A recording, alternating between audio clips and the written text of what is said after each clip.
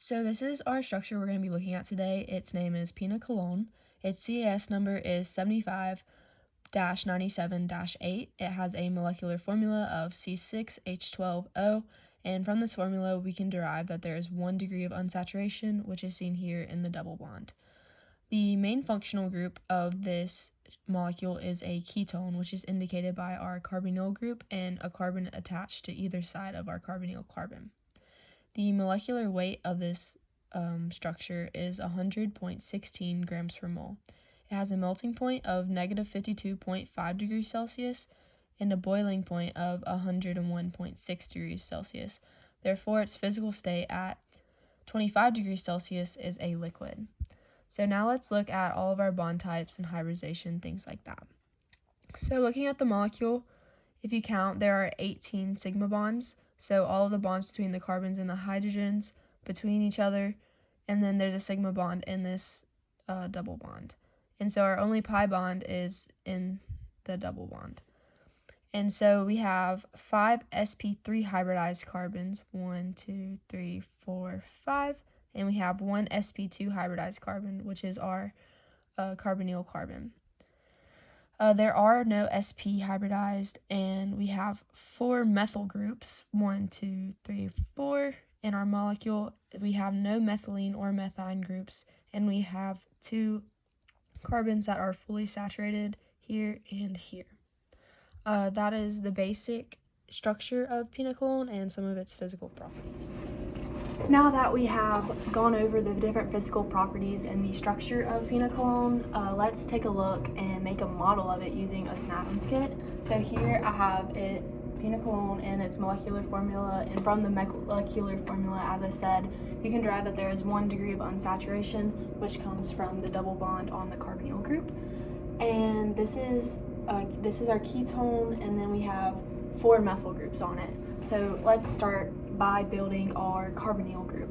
So we're going to start with our carbon, and it is double bonded, which is represented by these gray magnets, and it is bonded to an oxygen, which is the red. And so as you can see, this is locked in place. There's no free rotation, and we have our pi bond and our sigma bond here. And so off of one side of this carbonyl carbon, we have a methyl group. And so this sigma bond, and then this carbon attached, it has 3 hydrogens attached to it with sigma bonds.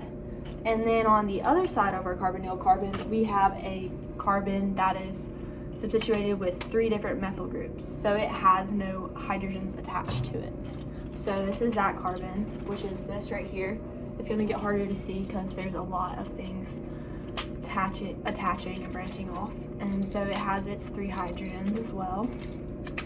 And then we have another carbon off of this same one. And then it's 3 hydrogens. And then our final methyl group, it can go on right here. So this is pinacolone. It is very crowded, especially in this area. So that's why I have this drawn, so maybe it's easier to see what is what, because there is a lot going on. But basically our main functional group is our ketone right here, which is indicated by the carbonyl group, and it has 2 carbons bonded to this carbonyl carbon. And so this carbon, due to the double bond, is sp2 hybridized, and this has a molecular geometry of a trigonal planar, and it has 120 degree bond angles between these, whereas this carbon, all the carbons with the methyl groups and this carbon with the 3 methyl groups attached to it, they have a tetrahedral molecular geometry, and so their bond angle is 109.5 degrees. And so these have more free rotation. They can spin, they can move wherever, whereas this one is locked in place. And so yeah, this is pinacolone, and I hope this helps you visualize and see how this molecule would interact. That's all. Thank you.